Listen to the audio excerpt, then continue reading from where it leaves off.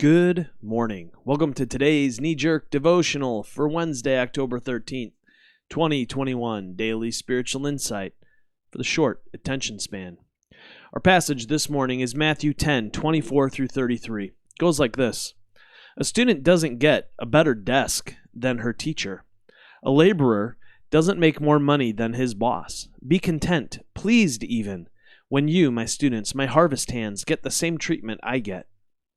If they call me, the master, dung face, what can the workers expect? Don't be intimidated. Eventually, everything is going to be out in the open, and everyone will know how things really are.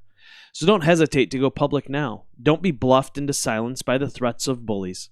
There's nothing they can do to your soul, your core being, save your fear for God, who holds your entire life, body and soul, in His hands. What's the price of a pet canary? Some loose change, right? And God cares what happens to it even more than you do. He pays even greater attention to you, down to the last detail, even numbering the hairs on your head. So don't be intimidated by all this bully talk. You're worth more than 1,000,000 canaries. Stand up for me against world opinion, and I'll stand up for you before my Father in heaven.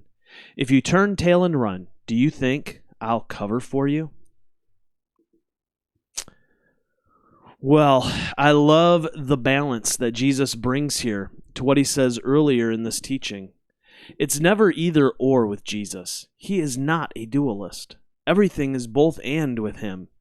If we stopped with, don't bring attention to yourselves, we could get the sense that we shouldn't really talk about Jesus and what he's done for us. But that's not the case. In the midst of the wolf pack, he says, don't be intimidated. We don't need to fear the world. We can speak into it. I think in today's climate, this is more important than ever. Why? Because we live in a day and age of hyper-tribalism. A friend of mine was working on a presidential campaign this past cycle. She ended up leaving the campaign because they were banned from any critique of down-ballot candidates within the party. In other words, don't say anything bad about our tribe.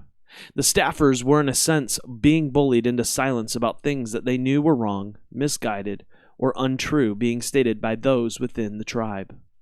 The thing is, it doesn't matter which tribe you belong to these days for this to be true.